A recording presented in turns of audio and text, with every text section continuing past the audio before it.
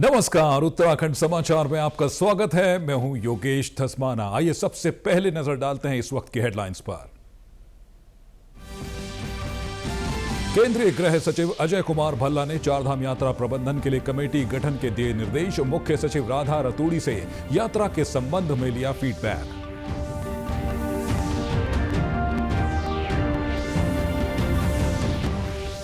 पौड़ी जिले के अतिवृष्टि प्रभावित गांवों में राहत कार्य शुरू। तेजी से चल रहा क्षतिग्रस्त मार्गों को यातायात के लिए खोलने का कार्य। उत्तरकाशी के चिन्याली सौड़ क्षेत्र में 7 घंटे बाद सकुशल निकाले गए मलबे में दबे मवेशी। मुख्यमंत्री पुष्कर सिंह धामी ने अल्मोड़ा जिले के लमगड़ा में वनाग्नि से प्रभावित क्षेत्रों का किया जमीनी और हवाई निरीक्षण। कहा, भविष्य में वनाग्नि की घटनाओं की रोकथाम को बनेगा ठोस प्लान।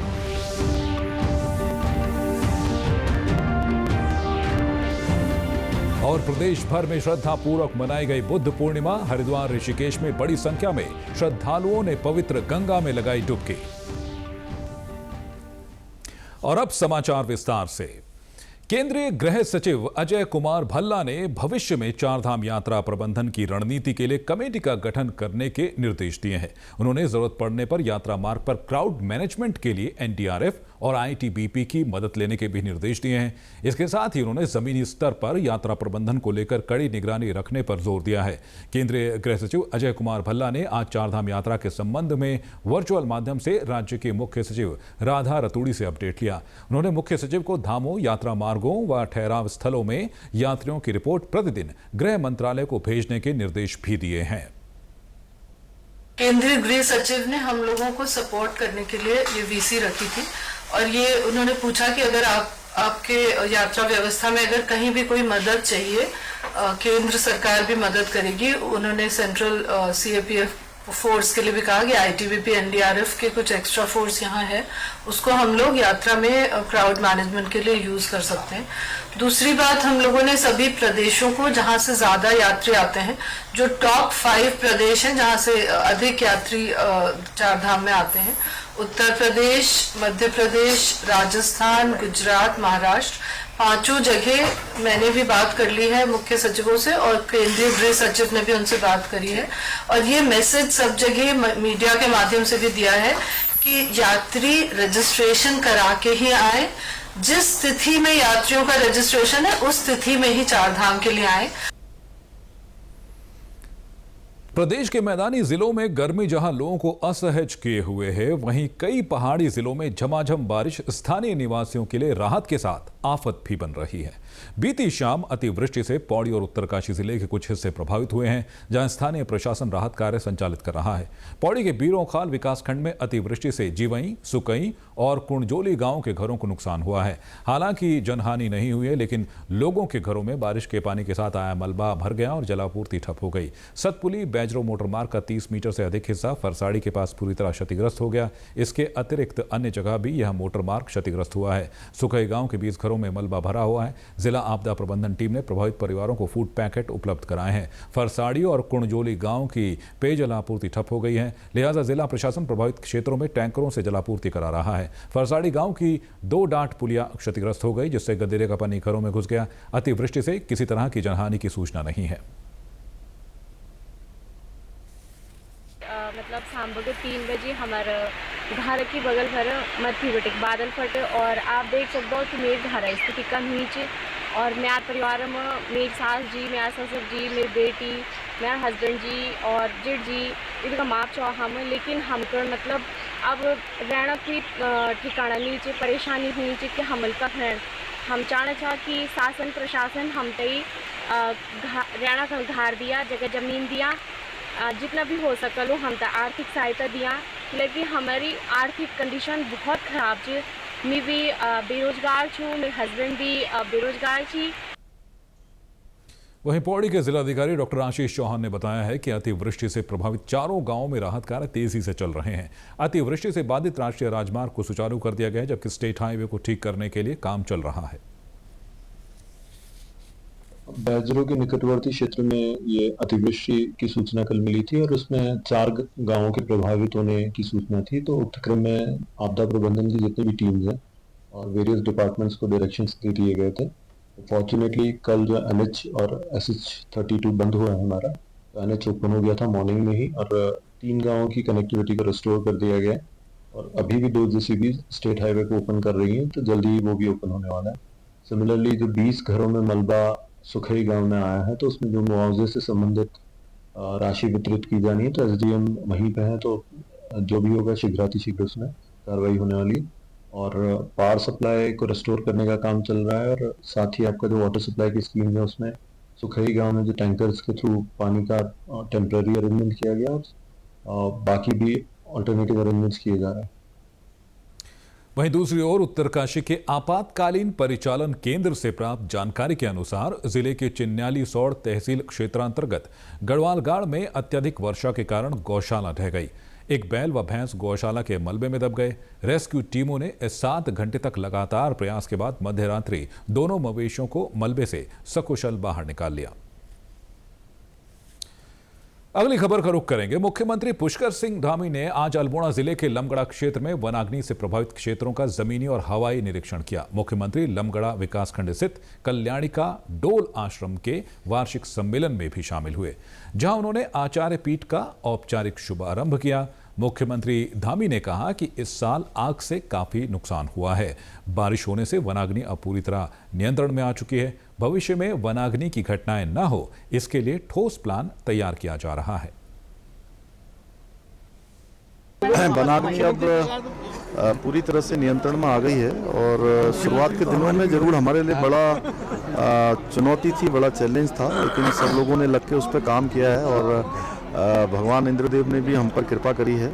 आगे भविष्य में वनाग्नि न हो, उसके लिए फायर लाइन हम बना रहे हैं, और पूरे साल भर का जो प्लान होता है उस प्लान पर भी काम कर रहे हैं। 5 लोगों की मौतें हुई अल्मोड़ा। वन विभाग बिल्कुल लापरवाह नजर आया है। उस पर काम चल रहा है, क्योंकि पहले ही कुछ लोगों पर कार्रवाई हुई है, आगे भी अभी काम चल रहा है, लेकिन भविष्य में ऐसी घटनाएं न हो उसके लिए हम ठोस प्लान बना रहे हैं। वार्षिक सम्मेलन देखिए, पूज्य बाबा जी का, पूज्य कल्याणदास जी महाराज लगातार उन्होंने इस डोल आश्रम के माध्यम से पूरे भारत को, पूरे विश्व को हमारे उत्तराखंड से जोड़ने का काम किया है। यहाँ पर बहुत दुनिया का सबसे बड़ा श्रीयंत्र स्थापित है, एक बहुत बड़ा आध्यात्मिक केंद्र भी है और धार्मिक पर्यटन का भी केंद्र है।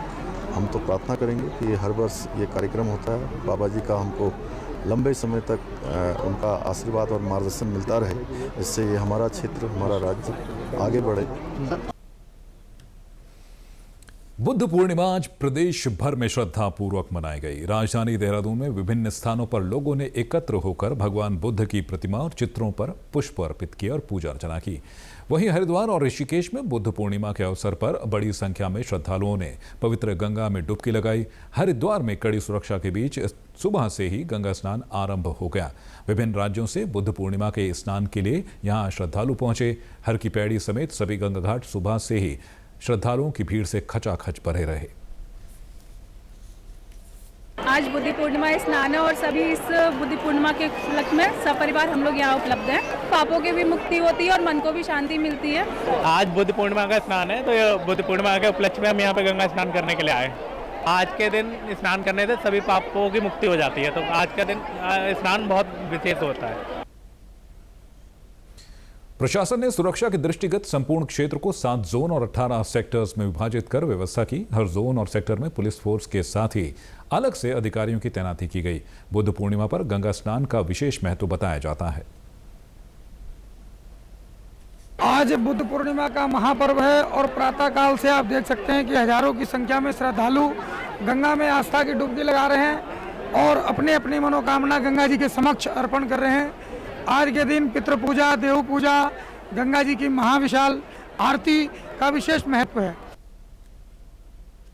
और डीडी न्यूज में यहां वक्त हो चला एक छोटे से ब्रेक का। एक छोटे से ब्रेक के बाद फौरन हाजिर होते हैं। आप बने रहिए हमारे साथ।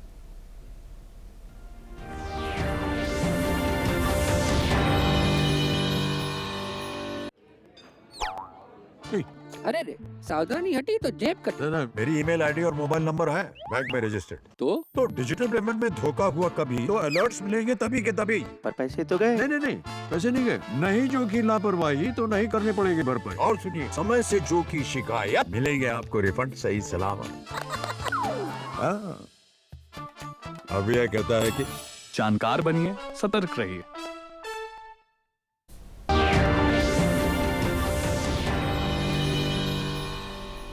ब्रेक के बाद आपका एक बार फिर से स्वागत है। चलिए रुक करते हैं खबरों का। इंसान अगर ठान ले तो कुछ भी असंभव नहीं रहता।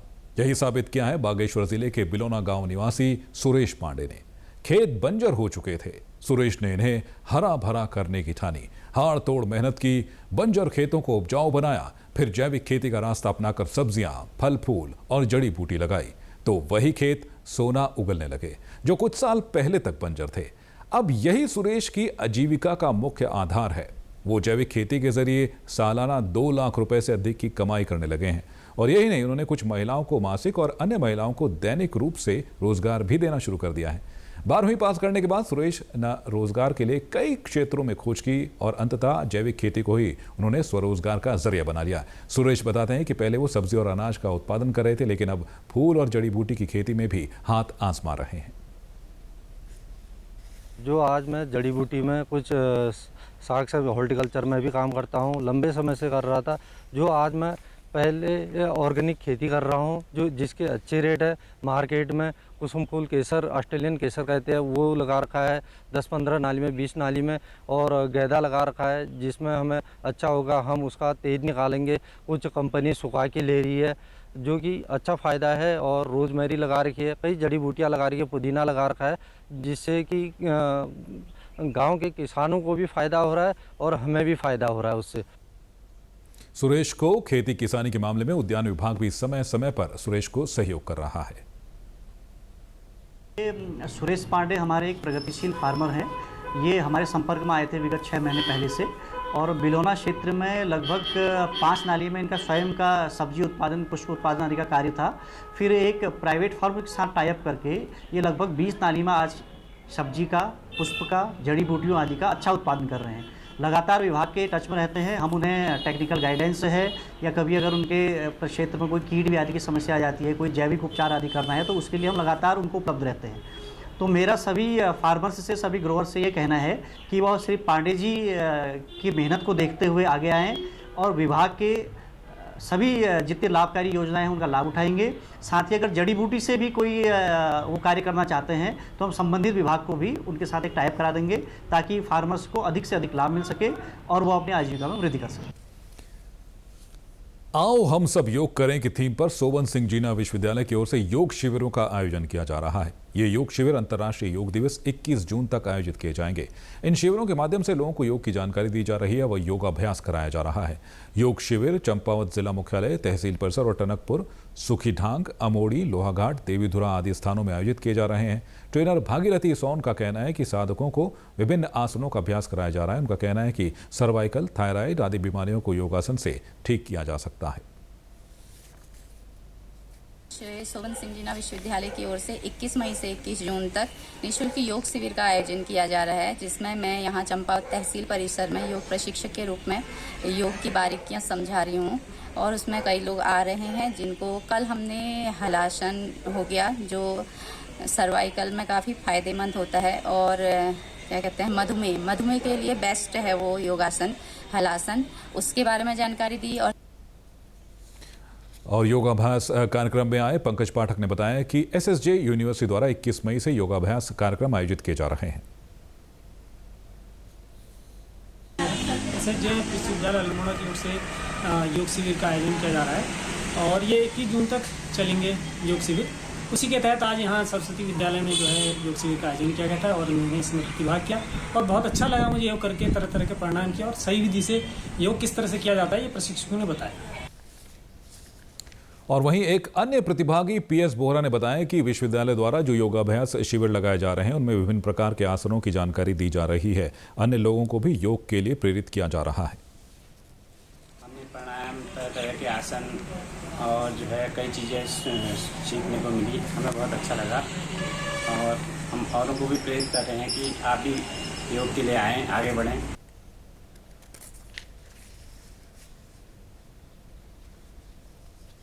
तो उत्तराखंड समाचार में अभी के लिए बस इतना ही। फिलहाल मुझे दीजिए इजाजत। नमस्कार।